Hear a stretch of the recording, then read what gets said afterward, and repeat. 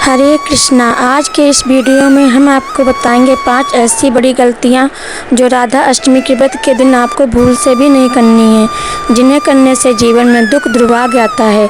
क्योंकि राधा अष्टमी का दिन कृष्ण भक्तों के लिए श्री कृष्ण जन्माष्टमी से भी बड़ा होता है।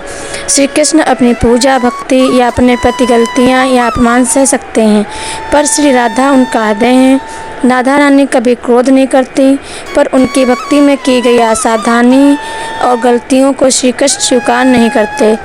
इसलिए कृष्ण जन्माष्टमी से भी ज़्यादा धूमधाम और सावधानी से हमें राधा अष्टमी का त्यौहार मनाना चाहिए और कोशिश करनी चाहिए कि इस दिन हम श्री राधा रानी को प्रसन्न करने वाले ज़्यादा से ज़्यादा नियमों का सही से पालन करें।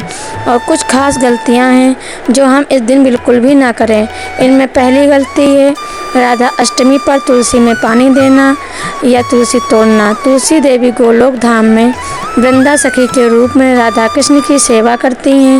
ये राधा रानी की सबसे प्रिय सखी और सहचरी हैं। राधा अष्टमी के दिन तुलसी देवी का भी व्रत होता है, जो आपके तुलसी के पत्ते तोड़ने या तुलसी में पानी देने से टूट जाता है और उस पाप का फल हमारे सर आता है। इसलिए पवित्र दिनों और खासकर जन्माष्टमी और राधा अष्टमी पर तुलसी के पत्ते नहीं तोड़े जाते। पर सवाल यह उठता है कि अगर तुलसी के पत्ते ना तोड़ें तो शुभ दिनों पर श्री कृष्ण को तुलसी कैसे चढ़ाएं? क्योंकि विशेष अवसरों पर राधा कृष्ण की पूजा तुलसी के बिना अधूरी होती है। तो आप राधा अष्टमी की तिथि शुरू होने से 1 दिन या 2 दिन पहले तुलसी के पत्ते तोड़कर पानी में रख लें और उनको राधा अष्टमी की पूजा में प्रयोग करें। तुलसी के पत्ते चाहे 7 दिन पुराने भी क्यों ना हों, उन्हें श्री कृष्ण को चढ़ाया जा सकता है। तुलसी कभी बासी नहीं होती, इसलिए आप राधा अष्टमी से पहले ही तुलसी तोड़कर रखें और तुलसी में अच्छे से पानी दें, ताकि राधा अष्टमी के व्रत के दिन तुलसी पानी के बिना सूखे ना, क्योंकि तुलसी का सूखना भी बड़ा अपशगुन माना जाता है। दूसरी गलती, राधा अष्टमी पर भूलकर भी काले वस्त्र नहीं पहनने चाहिए। विशेष उत्सवों पर पूजा में काले कपड़े निषेध हैं, इसलिए श्री कृष्ण का प्रिय रंग पीला या राधा रानी का प्रिय रंग नीला या गुलाबी रंग का वस्त्र पहनकर ही श्री राधा की पूजा करें। तीसरी गलती, श्री राधा को कोई उपहार अर्पित न करना। अगर आप ऐसा करते हैं तो आपको राधा अष्टमी की पूजा और व्रत का पूरा फल नहीं मिलेगा।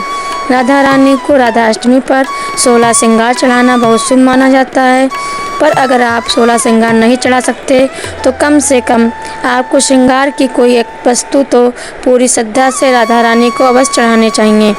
राधा रानी को पायल बहुत प्रिय है, तो राधा अष्टमी पर आप श्री राधा को पायल भी उपहार में दे सकते हैं। चौथी गलती, राधा अष्टमी पर आधे दिन में व्रत तोड़ना। काफ़ी भक्त राधा अष्टमी पर सिर्फ आधे दिन का व्रत करते हैं और दोपहर के समय राधा रानी की पूजा करके व्रत खोल लेते हैं। बहुत से ऐसे भक्त ऐसा भी करते हैं कि वे पूरे दिन व्रत करके रात को 12 बजे व्रत खोल लेते हैं, जबकि हमारे सनातन धर्म में एक दिन के सूर्योदय से लेकर अगले दिन के सूर्योदय तक पूरे 24 घंटों का व्रत करने को सबसे सही और सर्वश्रेष्ठ माना जाता है। इसलिए आप राधा अष्टमी पर आधे दिन का व्रत ना रखें।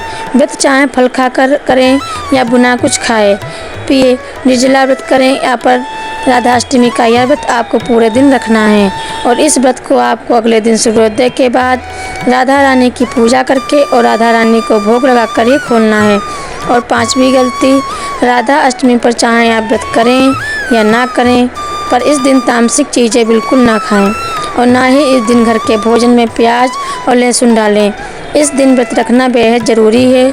जो व्यक्ति राधा अष्टमी का व्रत नहीं करता उसे जन्माष्टमी का व्रत या पूजा करने का फल भी नहीं मिलता। पर यदि आप किसी भी कारण से इस दिन व्रत रखने में बिल्कुल असमर्थ हैं तो भी इस दिन बिना प्याज लहसुन वाला सात्विक भोजन ही खाएं, क्योंकि यह साल का सबसे सर्वश्रेष्ठ दिन होता है जब गोलोक धाम से श्री कृष्ण की सर्वश्रेष्ठ शक्ति और जगत के मूल प्रकृति श्री राधा धरती पर अवतार लेती हैं। इसलिए इस दिन सात्विकता बनाए रखना बहुत ज़्यादा ज़रूरी है। तो राधा अष्टमी के दिन इन सभी गलतियों का आपको अवश्य ध्यान रखना चाहिए। ऐसी और ज़रूरी जानकारियों और व्रत कथाओं के लिए हमारे चैनल को सब्सक्राइब जरूर करें। धन्यवाद।